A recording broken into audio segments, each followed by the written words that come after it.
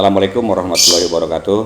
Selamat datang di channel Kroino Hobi Farm yang berfokus pada pembahasan kajian-kajian tentang bagaimana sekitar breeding dan aneka burung. Yang mudah-mudahan channel ini bisa memberikan kontribusi lah bagi para teman-teman yang menggeluti dunia hobi perburungan.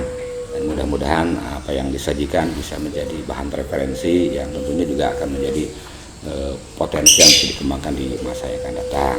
Baik, sebelum kita membahas lebih lanjut tentang bagaimana supaya breeding kita sukses, ya saya perkenalan dulu lah. Ada pepatah nggak kenal nggak suka, nggak senang. Jadi saya kebetulan menjadi pemilik atau owner Kroino Hobi Farm yang menggeluti di 3 segmentasi. Yang pertama kita ternak burung perkutut, 2 ternak burung rapet, dan yang ketiga juga puter, termasuk juga dulu pernah menangani masalah-masalah burung merpati balap. Nah, ini saya sudah geluti kegiatan ini sejak tahun 92, malah sebelumnya juga sudah menyenangi lah waktu remaja. Dan alhamdulillah kebetulan saya juga pendidikan di bidang pertanian lah, dan pernah menduduki jabatan kepala dinas menangani masalah unggas, ternak dan sebagainya. Saya berpandangan bahwa ini perlu ditransfer pengetahuan tentang bagaimana breeding yang sukses. Kita akan ungkap dari mulai kesalahan-kesalahan yang dilakukan oleh pemula khususnya dalam proses breeding. Jadi dalam breeding itu ada beberapa tahapan yang harus ditempuh supaya kita sukses. Jadi kita tidak bisa mengharapkan breeding ini berdasarkan mitos atau untung-untungan lah, tetapi sesuatu yang sebetulnya breeding itu ilmiah, menciptakan burung yang bagus itu ilmiah, dan ini harus kita buktikan. Tapi memang memerlukan waktu dan perawatan dan kesabaran. Mungkin kita awali dulu dari masalah aktor genetik. Ada juga bagaimanapun juga di budidaya, baik itu tanaman, unggas, ternak, itu diawali dengan genetik, termasuk juga manusia. Dengan gen yang bagus akan menciptakan kualitas yang unggul. Nah, di gen ini ada beberapa model. Bagi peternak pemula yang baru memulai sekolah ternak, itu kita harus mulai dengan pemilihan grading seleksi, indukannya seperti apa yang harus kita pilih. Memang ada beberapa model yang bisa dikembangkan, itu juga bisa dikembangkan. Teori Stephen Beriman dengan population genetik, angker, termasuk juga Mendel, bisa dipakai. Tetapi bagi yang pemula baru memulai ternak burung, pertama harus kita pilih itu adalah indukan. Anggaplah kita punya obsesi burung kualitas lomba, jantannya seperti itu, betinanya seperti ini, dan kita melalui sistem pendekatan silang terbuka crossbreed. Jadi diharapkan dengan kualitas induk yang bagus, baik jantan maupun betina, kita silangkan akan menciptakan. Nah, ini banyak kesalahan-kesalahan dari peternak itu terlalu mengejar terah. Jadi terah anak A mutlak bahwa dari anak pertama sampai anak ke-10 itu bagus, A sampai ke-100 bagus, nggak seperti itu. Karena juga akan dihadapi dengan persoalan-persoalan lain. Ketidakseragaman burung itu juga mungkin terjadi. Mungkin Bapak punya terah triple sekian. Jadi dampaknya apabila kita hanya mengelalkan terah itu memang penting. Gen itu penting, dominan. Tetapi itu bukan segala-galanya. Yang penting itu adalah dalam proses seleksi. Kalau seleksi kita salah, ya sudah. Jadi kita berharap bahwa yang masuk kandang breeding kita, yang masuk kandang berangin minimal standarnya 3 warna hitam jantannya, sama betina juga sama standar seperti itu. Kalau dulu memang ada pola pikir sistem silangan-silangan ini, pola untung-untungan lah, saling melengkapi. Kalau dulu memang bahannya sangat terbatas. Seperti cerita burung dari Bangkok, kita punya jantannya yang bagus, betinanya nggak ada. Ada yang ujungnya bagus, tengahnya lari dan sebagainya. Kalau sekarang saya berharap dalam breeding ini kita pilih dalam crossbreed ini, silang terbuka ini, betina yang unggul, jantan yang unggul. Soal hasil nanti kita bisa lihat. Akan ada kualitas yang bagus apabila jantan bagus, betina bagus, tinggal kita memilih.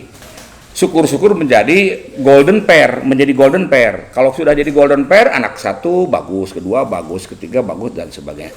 Tetapi di persilangan yang bagus sama bagus kita tunggu dulu. Cobalah kita lihat sampai 10 kali anakan. Mungkin di anak ke-7 akan muncul gen dominan, akan muncul burung yang berkualitas lomba. Jadi pertama kita siapkan burung indukan, nggak usah banyak-banyak lah, kita jangan terjebak dengan jumlah.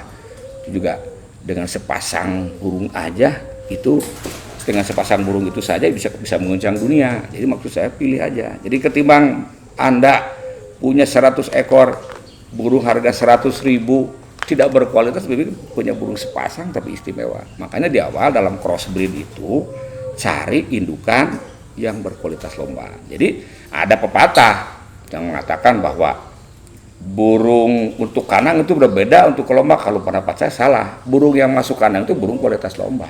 Karena mau bagaimana apalagi yang kita masukkan adalah yang terbaik.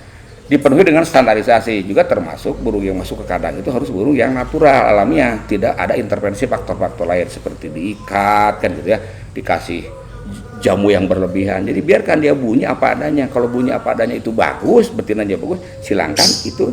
Nah, contoh pengalaman saya ini dalam breeding lovebird, saya udah lovebird lebih dari 12 tahun.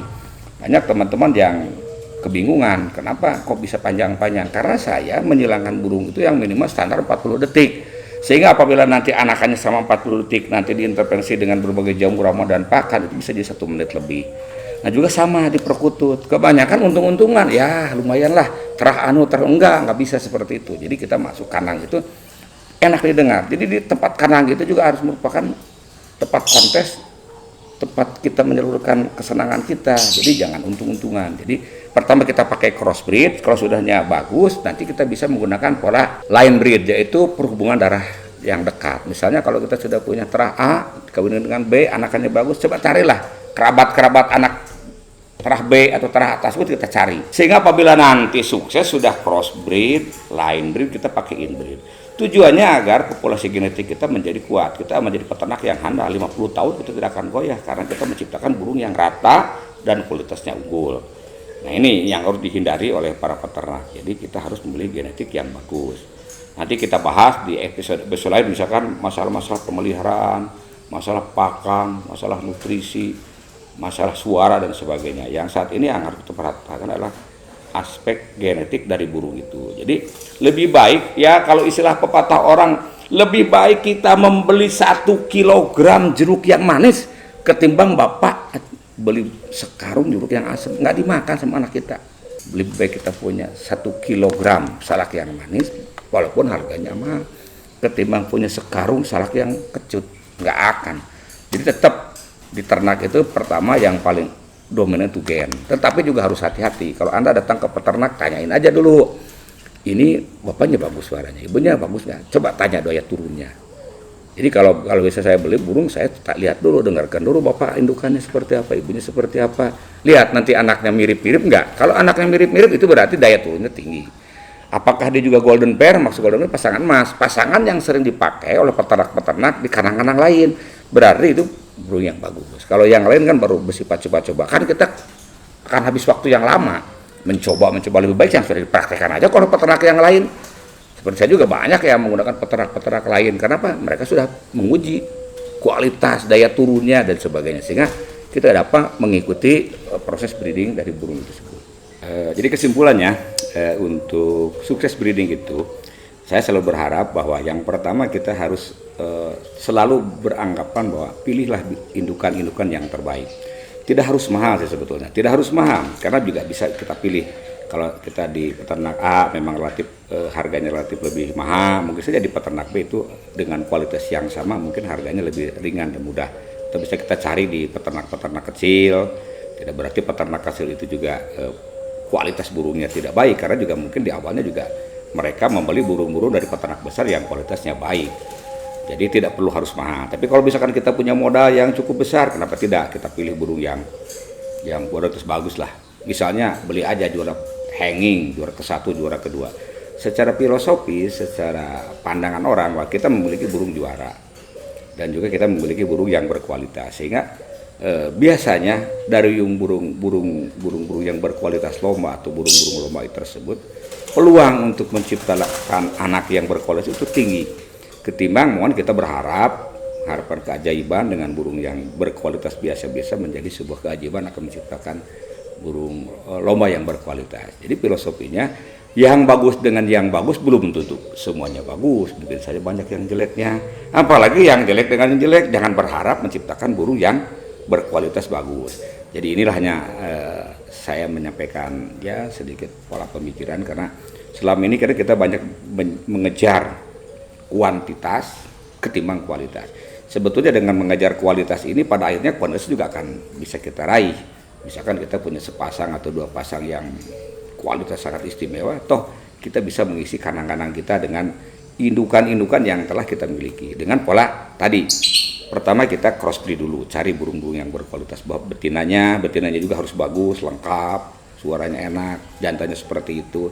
Dari crossbreed itu kan akan kita pakai line breed dengan perkawinan sekerabat lah keluarganya, dan juga kita akan pakai pola line breed. Tujuannya agar kualitas burung lomba yang kita miliki bisa kita ciptakan, bisa kita copy di kandang-kandang yang lain, sehingga walaupun hanya dengan 2 kandang, A kawin ke B, D kawin ke E, kita silang-silangan, itu kan bisa mengisi ratusan kandang yang kita, dan itu butuh waktu mungkin sekitar 1-2 tahun yang akan datang kandang-kandang kita. Jadi saya hanya titip ketimbang mengisi, yaitu sisi pendekatan kalau memang tujuannya kualitas, berbeda dengan ternak-ternak yang berharapan lebih banyak kepada penjualan pasar yang skala di bawah, yaitu beda pendekatan lah.